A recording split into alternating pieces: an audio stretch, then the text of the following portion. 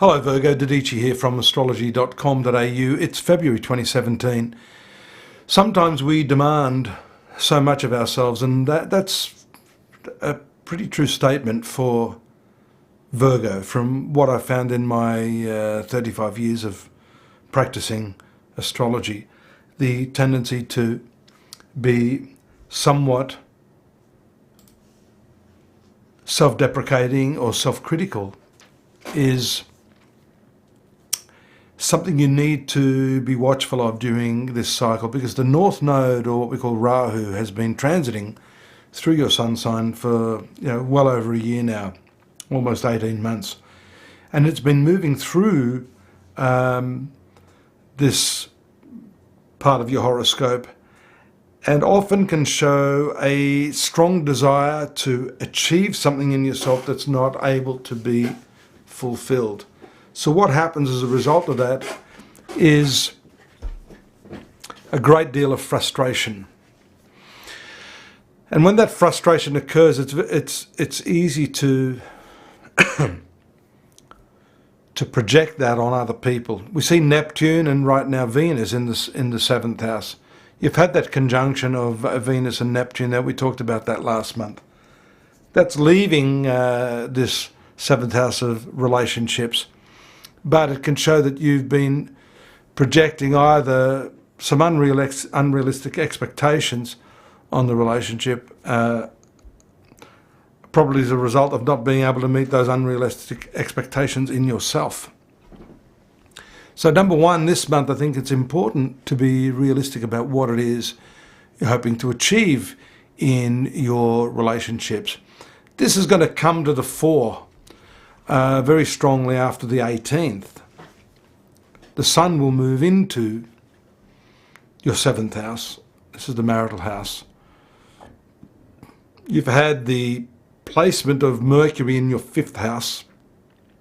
This is your love affairs, and that's just past the conjunction of Pluto. So this is indicative of transformative communications, or communications that may end up causing some big shifts in your relationships.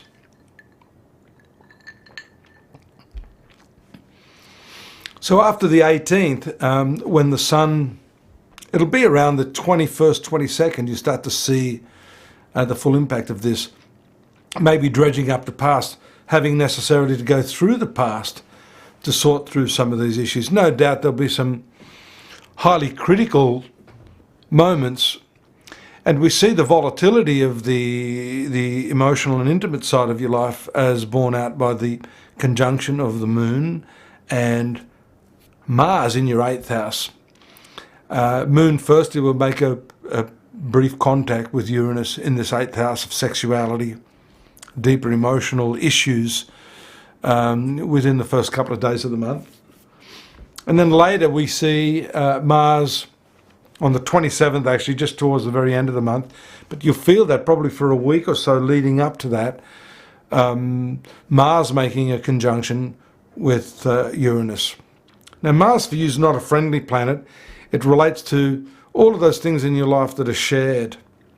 The shared resources, the finances, shared values too, to some extent, that can explosively be torn apart.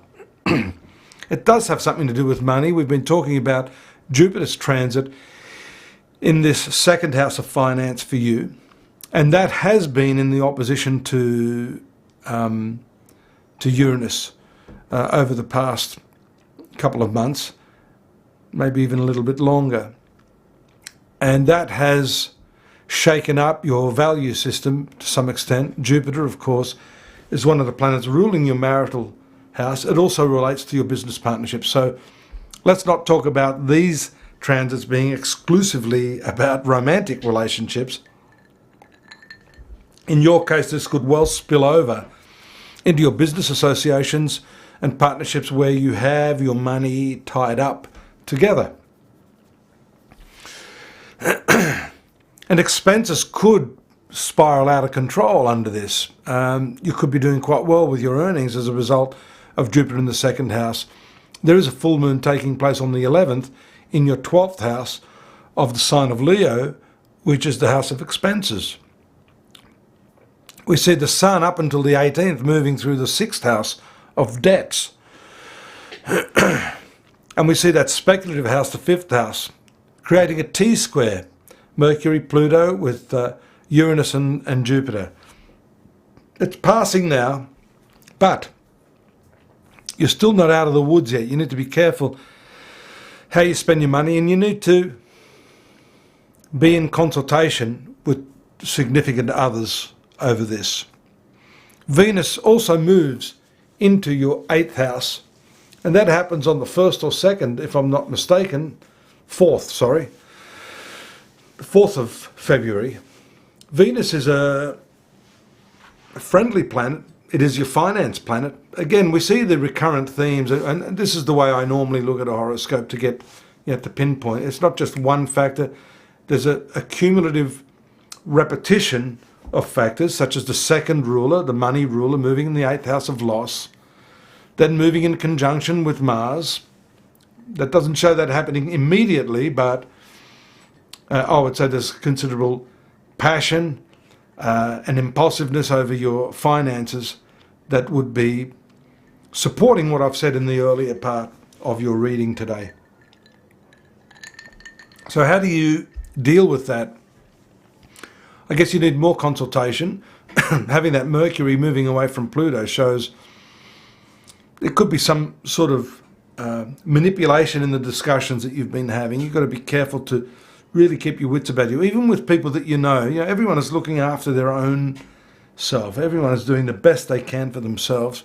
And you yourself also, Virgo, have to do the best you can for yourself.